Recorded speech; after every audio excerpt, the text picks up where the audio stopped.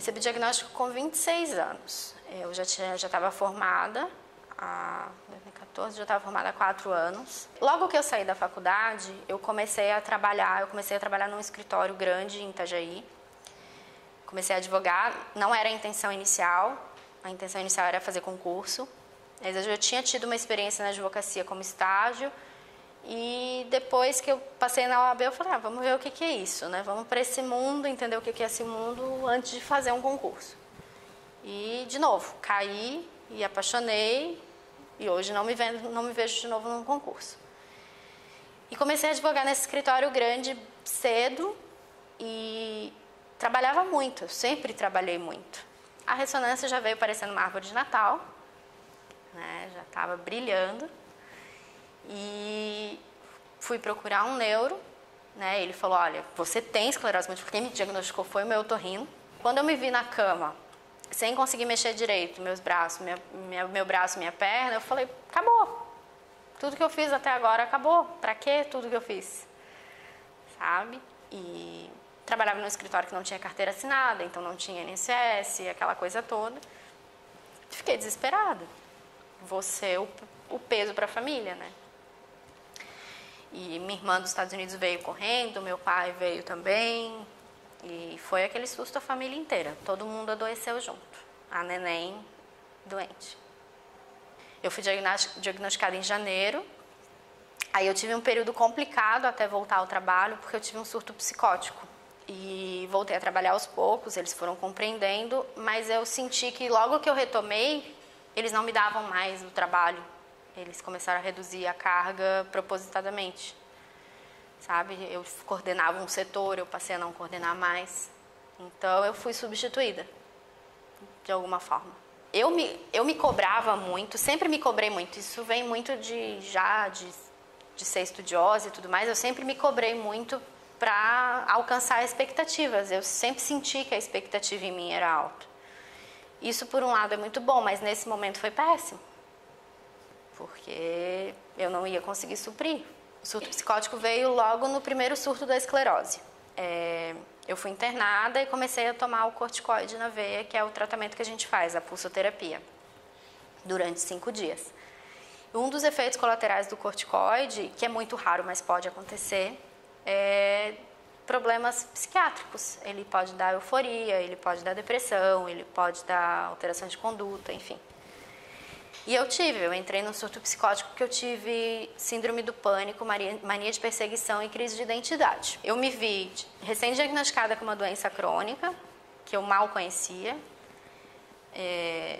num trabalho que eu não estava feliz, questionava muito a minha profissão, porque, né, com um trabalho que eu não estava feliz, com o estresse que talvez gatilhou uma doença.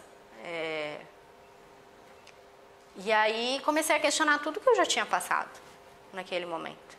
No início eu pensei, vou criar um blog para relatar minhas experiências, falar o que eu estou sentindo. Só que eu comecei a ver que eu não era disso. Então eu comecei a usar o que eu sabia de melhor, que é captar informação, filtrar e passar para o público. E aí com um pouco de experiência. Então o meu blog, o nome dele surgiu ainda em surto psicótico, que foi o EM para leigos.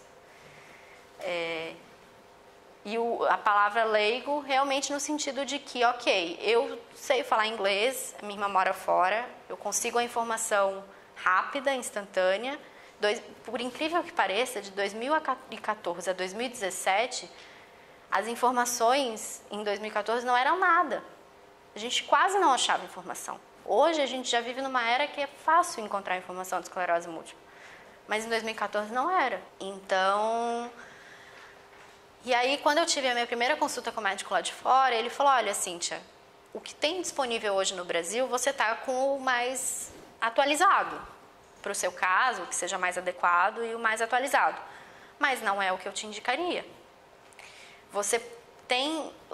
as suas lesões te levam a ter um medicamento um pouco mais recente, com uma tecnologia um pouco melhor e que vai te dar uma melhor qualidade de vida, porque vai tirar essas injeções. E eu falei, tá, mas ele não tá no Brasil. O que eu faço? Não, vamos ver o que a gente faz. E eu fiquei nos Estados Unidos aí de um tempo e tive um retorno com ele. Ele falou, olha, eu consegui te incluir no programa do laboratório e eu vou conseguir te fornecer o remédio. Eu voltei dos Estados Unidos naquele mês, foi dezembro de 2014, eu voltei com umas 15 caixas de remédio, porque ele já tinha conseguido reunir um monte de coisa e mandou. Só que daí eu não comecei sem conversar com a médica daqui. Eu queria uma ação conjunta. E foi engraçado porque antes de eu ir para pegar esses remédios, ele já tinha falado numa outra oportunidade. E aí, quando eu fui de novo, eu tinha tido uma reação com o Copaxone que me deu... eu entrei em...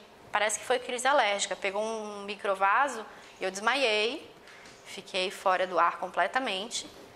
Eu perdi todos os sentidos e quando eu fui voltando, era bem tarde da noite, quando eu fui voltando, eu escutava minha mãe falando, fica comigo, filha, não vai embora. Só que eu não conseguia falar. Não conseguia falar para ela que eu estava ali. Foi muito ruim. Foi um dia antes de eu viajar. E aí, no dia seguinte, eu ia viajar por Florianópolis, passei na minha médica e falei, aconteceu isso, isso, isso, eu posso ir? Ela falou, pode. Você não aplica hoje, aplica amanhã, mas você já vai estar lá. E aí, qualquer coisa que acontecer, você vai pro médico. Mas, a princípio, foi uma reação. Pegou um microvaso e tudo mais. Então, assim, eu me tornei a pessoa que pode ajudar e não uma associação. E aí, eu tento fazer dessa forma. E aí, com o Fórum Autores de Saúde, ele é mais voltado para as associações, mas eles me chamaram porque, querendo ou não, eu influencio, né? E aí são palestras voltadas a ensinar a comunicar, a ensinar a ter informação responsável, mostrar o que está acontecendo no panorama da esclerose múltipla para a gente poder passar isso para os outros de uma forma responsável. Eu sempre trabalhei com prazos, então eu tenho uma organização relativamente boa. E aí, com a esclerose, com a fadiga, eu tento me organizar muito mais, sabe? Eu faço planejamentos assim, eu sei todos os meus prazos em não sei quanto tempo, se vem alguma coisa, sempre vem urgência, sempre vem coisas de sopetão assim, mas eu consigo me programar para fazer acontecer. E sempre agarro muito mais coisas do que eu posso cumprir, acabo tendo que trabalhar de vez em quando no fim de semana, mas não me sobrecarrego tanto mais, sabe? Eu consigo segurar.